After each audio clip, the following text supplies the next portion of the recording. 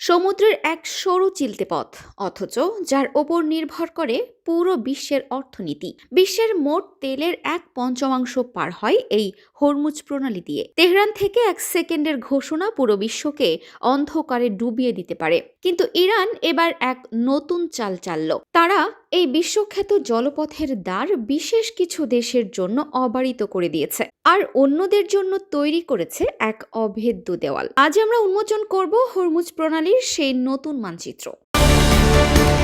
Iran পরিষ্কার সংকেত দিয়েছে, যারা তাদের বিপদে পাশে দাঁড়িয়েছে, হরমুজ প্রণালী তাদের জন্য সব সময় খোলা।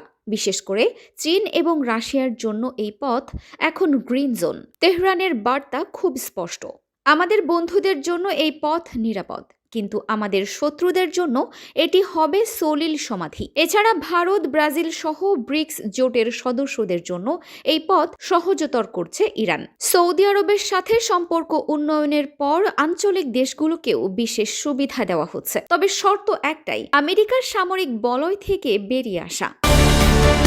এবার আসা যাক মুদ্রার উল্টো পিঠে। আমেরিকা এবং ইসরায়েলের জন্য হরমুজ প্রণালী এখন এক মরণ ফাঁদে পরিণত হয়েছে। ইরান হুমকি দিয়েছে, যদি তাদের ওপর কোনো সামরিক আঘাত আসে তবে তারা এই প্রণালীটি পুরোপুরি বন্ধ করে দেবে। বর্তমানে এই পথে মার্কিন রণতরী ঢুকলেই ইরানি স্পিড বোটগুলো তাদের ঘিরে ধরে। ইরানের হাতে থাকা অত্যাধুনিক সি মাইন এবং সাবমেরিনগুলো এই সরু পথে মার্কিন শক্তির জন্য জমদূত হয়ে দাঁড়িয়েছে। তেহরান আজ প্রমাণ করে দিয়েছে, সমুদ্রের এই অংশের একক মালিক তারা নিজেই।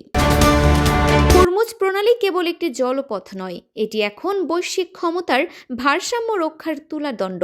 ইরান যার জন্য এই দ্বার খুলে দিয়েছে তার অর্থনীতি হাসবে, আর যার জন্য বন্ধ করেছে তার কপালে চিন্তার ভাঁজ পড়বে। এই চাবিকাঠি কি তবে আগামীর বিশ্ব ব্যবস্থাকে নিয়ন্ত্রণ করবে? আপনার কি মনে হয়, ইরান কি সত্যিই এই পথটি চিরতরে বন্ধ করে দেওয়ার সাহস দেখাবে? আমেরিকা কি বিকল্প কোনো পথ খুঁজে পাবে? কমেন্টে আপনার মতামত জানান।